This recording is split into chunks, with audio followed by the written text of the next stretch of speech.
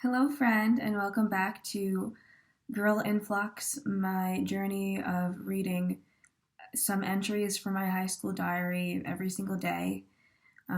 This is my way of processing my past and letting go of it and moving on. That is the summary. Great.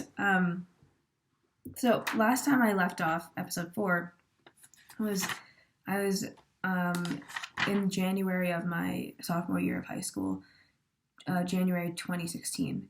And then I'm flipping through and I'm like, I didn't write pretty much at all throughout my spring of sophomore year. I guess I just didn't have the urge to write, and nothing remarkable that I felt I needed to release from my inner thoughts onto a page occurred at that point in my life. Or maybe I just was lazy, or maybe I just didn't have time. I don't know. I don't really know. I can't really remember what my schedule was like. But there are a couple of things that are pretty amazing that I'm reading. So sometimes I wouldn't write full out entries. I would just write anything that comes to mind. And one of those things was just different ideas for scientific projects. I know it sounds weird, but have always been fascinated with neuroscience ever since I was probably in middle school, and I knew I wanted to do some type of research someday, maybe in high school, maybe in college. If you watched my videos, my previous videos, I talk about volunteering at a lab at Johns Hopkins, and that was at a neuroscience lab, and that was my first experience. I just wanted to see what it looked like, what they did, what neuroscience researchers, what their day-to-day felt and looked like. And then I guess one day in January of my sophomore year, I just felt compelled to write down and look at Google around for neuroscience project ideas, and I came up with 17. And I have these two highlighted, number 7 and number 8, because if you can see, that says learning and memory, and then some notes that aren't important, and then spatial temporal data is number 8. And I find that fascinating because I actually did end up doing my own neuroscience project, a thesis, my senior year of college. I majored in neuroscience naturally, and I ended up doing a project on learning and memory, a certain neural circuit that is related to learning and memory. And the lab I worked in worked a lot with spatial temporal data. So manifestation, luck, my life just pushed me along in the right directions after I daydreamed about it, and eventually that daydream came to fruition, and I think that's pretty cool, how life just made it happen, and without really me thinking too much about it, or that, oh, I wrote down this idea, so I need to do this idea. It was just, I naturally fell into that position in college, so pretty cool stuff. And then later on, I'm looking through, and I wrote, this is late, I really didn't write much, but I started up again August of 2016. So last video I talked about my goals for sophomore year. It was a practice I did so that I had things to aim towards and to think about throughout my academic year. And then a couple pages later, I write my goals for junior year. So really not much in between time.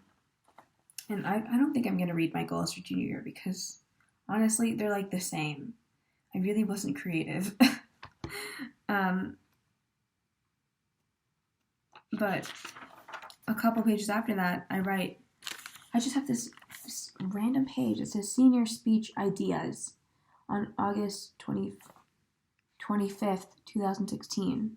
And I had this belief that I was going to say a speech at my high school graduation, and it would be a very cathartic, like, come to Jesus moment for my entire high school class, and I wouldn't have felt, I would finally feel like they saw me, because I felt like such an outsider. I felt othered because I was more of a floater in friend groups. I didn't have a solid friend group, and I wasn't really close to anyone, especially because of my eating disorder.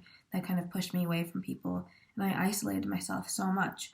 So I just would think about that there would be this moment at the end of everything and at graduation where I would tell my truth, and they would see me and be like, wow, I had no idea that was happening to you, Megan. Like, I guess that's just kind of icky, like, narcissism, that I wanted people to pity me, I guess, or to know exactly what I was going through, even though, I mean, there was no way I wasn't going to tell them, like, before graduation. I wasn't going to just shout from the rooftops, oh, I have an eating disorder, that's why I'm, like, so sad all the time, but I just kept it all in. But nonetheless, I really knew I wanted to have some finality to everything, and say a speech at graduation that would just let myself pour out everything I was keeping up, pent up inside. Not as like a trauma dump or anything. And also, like, obviously it's a graduation speech. You have to make it inspirational, going off to college, blah, blah, blah. But to just tell them that life looks different for everyone, and in a way share my story like I'm doing now. And I wrote these ideas, a couple bullet points, and some of them are this. One of them is struggles of high school. Number 2 is finding ourselves as teenagers. Number 3 is pressures we faced. And number 4 is anorexia. Like, I don't know what I was saying. Like, this is not just a speech about me. Obviously, it's a graduation speech. It's not supposed to be about me. But for some reason, I felt like I needed to tie in, like, that people are always going through their own struggles, even though you don't know them. So just to always be empathetic and to always strive to form deep connections with people. That's what I wanted my message to be. And through talking about my eating disorder, I would get to that point. Maybe that's just selfish of me for wanting to finally tell everyone and do it in a dramatic way, like very public. All their families would be there. All my friends who I didn't tell I had this secret eating disorder would finally know the truth. And eventually I did. I did say exactly that.